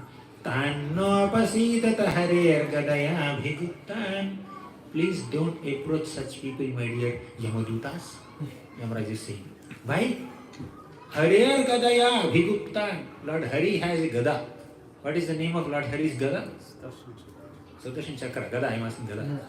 Club. What is the name of gada, the Lord? Anyone here? Any kids here? Kaumadaki, correct. Kaumadaki gada. This Kaumadaki gada is constantly encircling the devotees, and if anyone enters that circle, gada will just eat their head. Right? Gada is always tainted with the blood of these demons. So Yamadutas don't go there. So chant the holy name of the Lord. Krishna's Kaumadaki gada will just circle you. Right? So this is what Yamaraj told. Even Yamadutas become fearful if the name of Krishna is dancing on your tongue. And beadbag is there in your hand.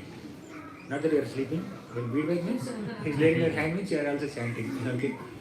So the name of Krishna is the abode of all auspiciousness. That's why it says, Kalyananam nidhanam kalivalamathanam pavanam pavananam patheyam yanmumuksho saparipada pada praptaye prochyamanam Vishramasthanamakam kavivaravachasam jivanam sajjananam Bijam dharmadhrumasya prabhavatu bhavato bhutaye Krishna nama Kalyananam nidhanam. This holy name of Krishna is a nidhana. Nidhana means treasure of all kalyanas, means auspiciousness. Kalyananam nidhanam Kalimala mathanam pavanam pavananam. Kalimala mathanam. This holy name of Krishna can completely destroy the mala, contamination of Kali. Pavanam pavananam. Of all the purifying agents, the most purifying agent is Harina, Krishna nam. Pavanam pavananam. Patheyam yanmumuksho sapari parapadam praptaye prokyamanam. Patheyam yanmumuksho means we are traveling. We are a traveler. So in the olden days, people did not have flights. They don't have buses, cars. So they used to travel by foot. They carry some food in their hands. They will travel from one place to another place. So while traveling, they need some food and they also need some rest.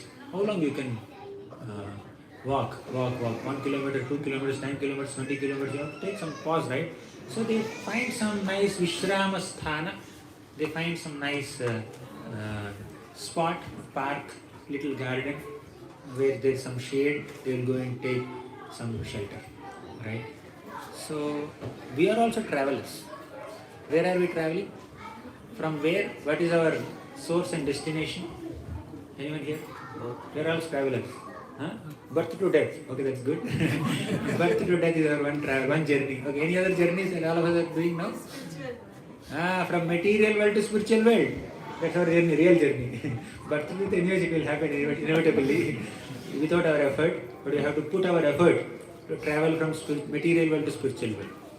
In this journey, long journey to the spiritual realm, Vishramasthanamakam kavivaravachasam jivanam sajjananam. We need some resting place, right? that resting place is holy name of Krishna. Right? We need some food, right? That food is also holy name of Krishna. Basically, the shloka says that when you are going to the spiritual world, the food that nourishes you is Japamala, is Krishna Nama. Or the place that gives you some rest and solace when you are struggling with this material world, material miseries, is Krishna Nama. When you are walking, you get tired, right? You need to take some rest. Similarly, when you are struggling in this material world, you need some rest, right? Holy name can give you that rest. You need some food, right? Holy name can give you that food. Vishramasthanavekam kavivaravachasam jivanam sajjananam. Jivanam sajjananam. Sajjana means good people. So this holy name of Krishna is the jivanam, the life of all such good people.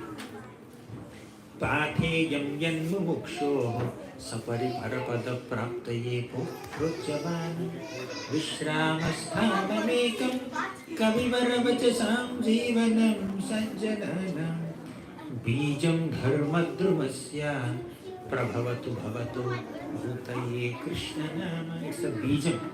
It is the seed of dharmadruma.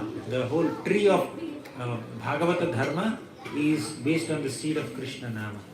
So therefore, let us take shelter of the holy name of Krishna. What's the time now? 9 o'clock. I didn't realize. I'm sorry for that. So there are hundreds, thousands of more such glories of holy name of Krishna. We discussed a few tonight. Sorry for going beyond time. I didn't realize this. Okay. Thank you very much. So let us sincerely take shelter of the holy name of Krishna. Despite all our disqualifications, distractions, if we sincerely beg for Krishna's mercy, Radharani's mercy, and Lord Chaitanya Mahaprabhu's mercy, they will bestow the necessary attention into us, necessary mercy upon us to be able to chant the very names of Krishna nicely and reach their lotus feet. So let us pray to all the acharyas to give us the strength to chant the holy names of the Lord. So with this prayer, let's conclude today's session. Harinam Prabhu ki jai, Srila Prabhupada ki jai. Should we have a couple of questions? I don't mind. You see that. Anyone has any questions? Yeah, Comments? if anyone has any questions, please raise your hand. Oh, okay. Speak loud. So. Hare Krishna Prabhu. Prabhu, it's just an observation. Like I've always seen all the monks, all the saints wearing orange, and the color of Hinduism is also orange. So just wanted to understand why is it that? Like what is the importance of orange? Why? It represents. Repeat the question. She's asking why monks are wearing orange. When I went for US visa, the visa person, the interviewer first asked, "Is orange your favorite color?" I said, "I'm a monk." That means orange is your favorite color. I said, "Okay, give me visa." Therefore I came here now. So, yeah, it represents renunciation, detachment. This is fire, right? Fire is in this color. So in fire everything burns. So this represents that we are aspiring to burn our material desires, burn whatever is unwanted on our way to the spiritual world, to the lotus feet of Krishna. It represents detachment. Okay. And so many people have accepted this cloth, and we are also accepting. And by the way, cloth doesn't matter. Cloth, hairstyle doesn't matter. Right? So you can travel in cars, you can wear a crown, you can wear colorful dresses, you can wear diamond ornaments, and you can chant Hare Krishna. No issue. Right? So it's not about the order of renunciation that's required, it's the spirit of renunciation that is required. If you have that spirit of detachment from anything material, and if you have that spirit of attachment to Krishna, your dress, your gender, your nationality, your caste, creed, any such external consideration has no relevance. You can attain Krishna, right? So some people prefer to be in this way, some people prefer to be in that way. That's okay, it's external. But what is more important is dedication to chant the holy names of Krishna and dedication in loving the Lord. Thank you. So I have a question on Hare Krishna mantra. So in that mantra we have Krishna and Rama, right? And Lord Chaitanya Prabhu is the combination of Radharani plus Krishna, right? And Radharani is the highest devotee of Krishna, right? So why did he pronounce the Rama and Krishna both? Ram, Krishna, Narasimha, Varaha, Vamana, Matsya, Kurma, they're all different forms of the same God. Okay, coming to the Hare Krishna mantra, there is Rama and there is Krishna.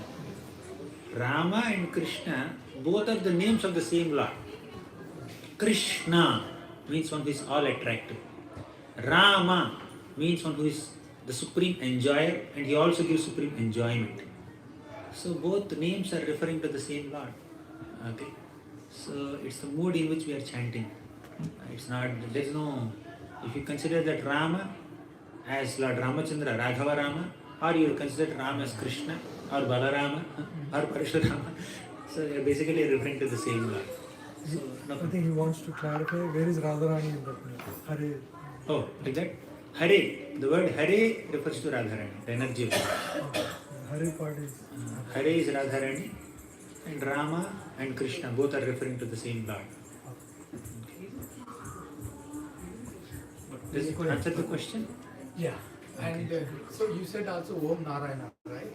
So we should chant this one or that? Different sampradayas, I was quoting different shlokas that support that different Vaishnava sampradayas emphasize on the process of chanting the names of the Lord. So in one sampradaya chants that mantra, another sampradaya chants with this mantra. Basically we connect in connection with the Lord. So Hare Krishna Maha Mantra is recommended mantra in this Vaishnava sampradaya. You can see. Okay. You can Yes. Hare Krishna. And So we all are like, I think 90-95% of the people here are just in the process of following the steps of Radha and Krishna. And we all are in the material world and we are all suffering to an extent, maybe 99%, 99.99%. So you are already a monk and you already achieved a lot in terms of going towards a spiritually head of everybody of us here, right? So to an extent, Okay. to an extent, to an extent, at least, right? So that's why we're listening, you are speaking, right? So how much you are suffering? I'm suffering jet lag now. Apart from jet lag, so you are away from this material attraction when compared to many of us here, right? So and Basically, suffering depends on how much you identify with the body. If you identify yourself as a servant of Krishna and accepting whatever inconveniences are there on this path of spiritual life to embrace that identity as servant of Krishna and serve Krishna, that so-called suffering is also happiness. On the material plane, suffering is suffering, happiness is also suffering. On spiritual plane, happiness is happiness, suffering is also happiness. Okay? So, spiritual plane is absolute. Okay? So, if you ask my case, when I identify myself as servant of Krishna, I'm happy. Although apparently I'm having some inconvenience. But whenever I forget my identity as servant of Krishna, I suffer. That's what I say. Maybe you give some examples so we can relate. General terms, how do you see versus how others? Or maybe before you came to Krishna. Yes. See, suffering exists. Whether it is for a devotee or someone who is not practicing devotional service, bhakti, suffering exists. But you don't get affected by it. You don't get overwhelmed by it. Because we understand the temporary nature of suffering. Okay? So, Krishna says in Bhagavad Gita, Matra sparshastu kaunteya sitoshna sukha dukkhadaha agamapayino nityaha tamstitikshasva bharata. So, when a practicing devotee is suffering, he understands that the suffering is not permanent. And a practicing devotee experiences some happiness on a material plane. He understands that this happiness is also temporary. Okay? When you understand the temporary nature of this happiness and suffering, you don't get affected by it, right? So what I would say is suffering will not become zero just because you are chanting Hare Krishna. But that suffering which continues to exist will not overwhelm you, will not affect you. You will be able to see the hand of God behind that suffering. I went through so many health challenges, many other issues. But I saw that, oh, Krishna, thank you very much for arranging this suffering in my life, so that I'm purified of all the misdeeds that I have done in the past, so that I become more helpless and desperate in depending on you in this situation of suffering. Because when there is suffering, the feeling of dependence on Krishna will be intensified, right? When you are materially very comfortable, we forget God. But when you are in an uncomfortable situation, you become more prayerful, isn't it? Yeah. So if that suffering is helping you connect with God, that suffering is blissful. The suffering is bliss. So this consciousness of seeing misery as mercy of God and trying to connect with God in the midst of calamities comes by studying Srimad Bhagavati regularly. So that's what I So can say. we are excited to get exhausted, but you're excited to get more closer to God. That's how I can see. Okay. We are supposed to be like that. Yeah. Yes, Mathis. After that. We live in this world. First of all, please accept my humble obeisances. I've been listening to your lectures here, and I think I'm going to be very regular listening to you on her. So the question was that we are living in this world, and there are so many distractions. Right? So if I decide to take Hari Naam, but in next moment, I think I'll lose my concentration or focus, and then I'm thinking of something else. So can you give us some pointers how we can be steadily taking the name? What can we be thinking of when we are taking? Yes. Repeat the question. Yeah. She's asking that what helps us to constantly think of the holy name of Krishna, because sometimes we do so, sometimes we get distracted. Sometimes we may not be able to steadily focus on the holy name. That's what is your question, right? My answer is that we should try to keep ourselves in the company of devotees who constantly remind us that we have to take shelter of Krishna. We can attend classes like this, we can come for spiritual gatherings like this, we can attend Kirtan Melas, Sadhu Sangha retreat, all that, so that we are constantly reminded of our responsibility, our duty to chant the holy names of the Lord, right? And in the company of devotees, when we hear from devotees, there is constant rejuvenation of our enthusiasm. Our commitment to the path will be rejuvenated. So, association of devotees is essential for us to commit to the path, for us to not get distracted or deviated from the path. Right? Deviations are there. Maya is constantly trying to pull us out of this path, but devotees are trying to pull us inside the path. Right? So the more devotees are connected to, the more you keep hearing, the more you are inspired. For example, you are saying that sometimes I feel like chanting, sometimes I get distracted. Sometimes that enthusiasm will just go down. It's like charging battery. So now the charging is 10% here. Okay, how long it will survive? Okay, so 1 hour more, 2 hours more, then it will be dead. But if you charge your spiritual batteries by sincere Shravana, okay, and the charging will last for whatever time. It depends, depending on the phone model, depending on the battery capacity. Sometimes you charge 100% in the morning, by the end of the day, it's gone.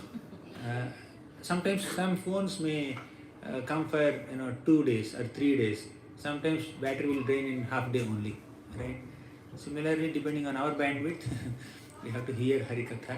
When we hear from devotees, that inspiration that we get from that hearing will keep us surviving for next few days. Okay? If If you are forgetting after one day, hear every day. If you are forgetting after half day, hear twice a day. If you are forgetting once in a week, hear every week. Something like that. So basically, by hearing from devotees, we will recommit to the path. We have to recommit every day. That's why it said is Nityam Bhagavata Sevaya. Okay. Thank you. Yes, please. My question is along the similar lines.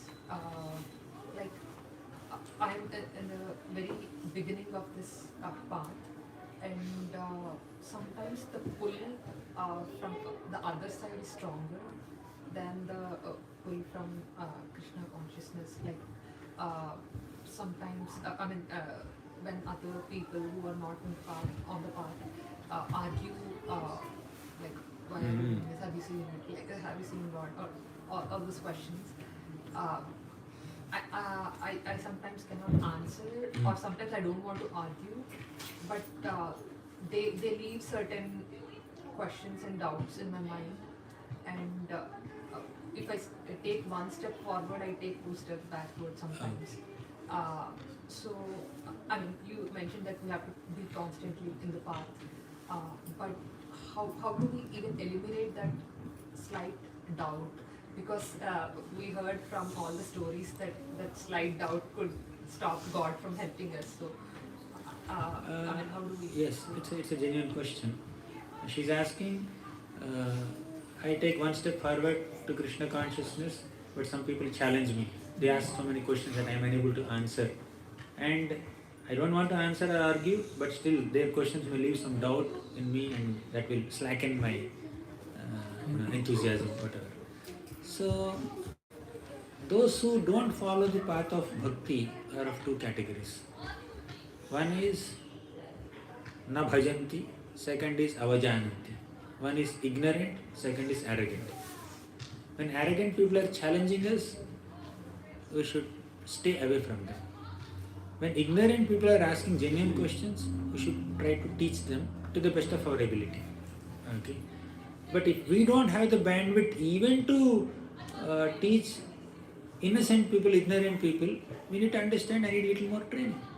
So instead of taking the challenges of such people seriously, we should first equip ourselves with the necessary maturity, necessary philosophical understanding by studying Shastra. Then you will be able to answer those questions. Right? So bhakti cannot be done just based on some sentimental faith, blind faith. You need to have strong philosophical foundation also. For that you need to read Shastra. Initially, you just began the path and somebody is just challenging you, you may not be able to answer them. And that should not slacken your faith also, because in day one you cannot get everything. Somebody just joins engineering college, civil engineering. Some naive person will ask him, why only civil engineering? He said, I didn't get seat in any other one. So I had to take this. So sometimes that could be a reason. But some people have such great zeal. Yes, I want to be a civil engineer. I want to become an architect. I want to build bridges and buildings, etc. He may have some initial enthusiasm, but because he's a beginner, he's in first year, first month, first semester, he doesn't have great understanding to defend his excitement. Right? So he has to complete his 4 years. So you ask first year civil engineering student who consciously accepted civil engineering department, his answer is at one level. You ask 4th year student, BTech, his answer is at a higher level. You ask a master's student, his answer is at a higher level. You ask the PhD fellow, he will give a much mature answer. Okay? Commitment is there in the first year student also, BTech fellow also. Right? But maturity is not there. There is some little commitment. Yes, there is some excitement, there is enthusiasm. That is Komala Shraddha. There is very little faith. But it has to increase. How will it increase? He should study. He should clear first semester, then second semester, third, 8 semesters. He has to clear 4 years BTech, then 2 years masters, and whatever number of years PhD. Whatever time it takes to write the thesis and get it approved. So someone said, I have to abandon my research to write my thesis. Right? So anyways, it's a long path. So a beginner, don't get affected by it. You please continue the path, right? Keep reading the scriptures. After some time, you will be able to smash all the arguments. Okay. So, what is the symptom that you're growing in bhakti, and what is the symptom that you're falling down from bhakti? Like you're on the right path, and what are the symptoms that you're distracted from the path? This answer is very elaborate, but I'll give a very short answer. It's 9:27 p.m. Okay. I have class at 3:30 a.m. Oh.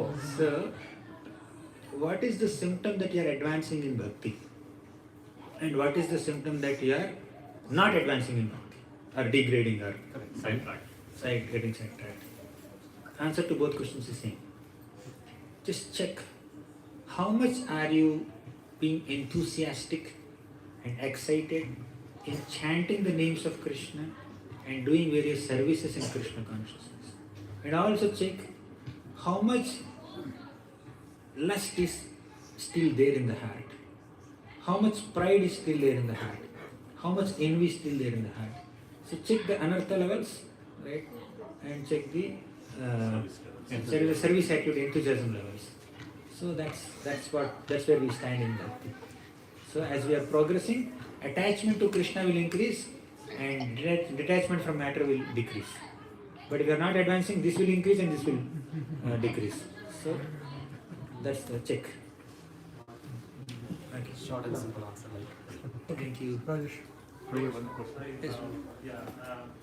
So you were talking about other Vaishnavism, like Sri Vaishnavism and all that, right? So in that there is one concept they talk about something called Sharanagati. So is Bhakti, is a Sharanagati a prerequisite to Bhakti or the consequence of Bhakti? Like, once you do Bhakti, in one sense they overlap with each other. Bhakti means to take shelter of Krishna. Okay. So Bhakti is Navavidha. Okay. So Sharanagati is one of them. Okay. Atma Nivedanam is Sharanagati. Sravanam, Kirtanam, Smaranam, Padasevanam, Archanam, Vandanam, Dasyam, Sakyam, Atma Nivedanam. Complete surrender to Krishna. Sarva dharman parityajya mam ekam sharanam raja. That is Sharanagati. That is Bhakti. Okay. So there is an overlap. It's not that they are different stages. So there is an overlap. You can equate them conveniently. But if you want to be very precise, Sharanagati is the ultimate step of Bhakti. Okay. so it's a consequence of, like, if you do a lot of Bhakti. Again, in the beginning stage of Bhakti, your Sharanagati is this much. At the ultimate stage of Bhakti, it's this much. Okay, it's there everywhere, throughout. Okay. Thank you very much. Hare Krishna. Hare Krishna.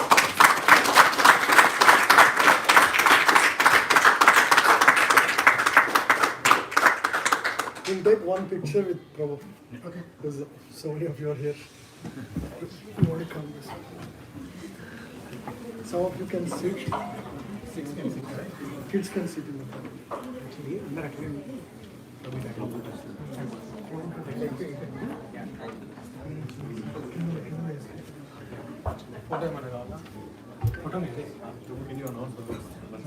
Yeah. After this, there are few books outside written by Prabhu. A few books, even though there are 30 books Prabhu has written. If you are interested, please take. Have a look at the books, and if you are interested, you can take them. Yeah. I can take a picture. I see. I think. I need some place to stand.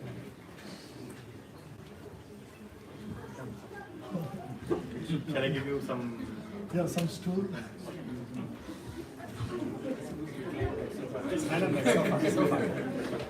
Hare Krishna class is over. Picture time. They can, Thank you. it is also their picture. Shri Hare Krishna. Camera people.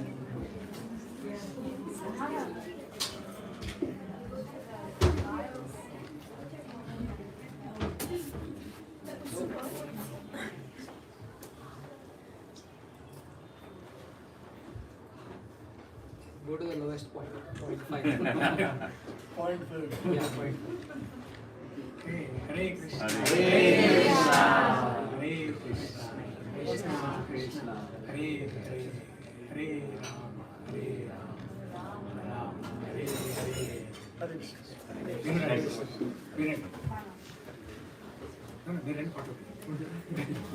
You take. Or I can take the same phone. Take the same. No. I'll take one. Yeah.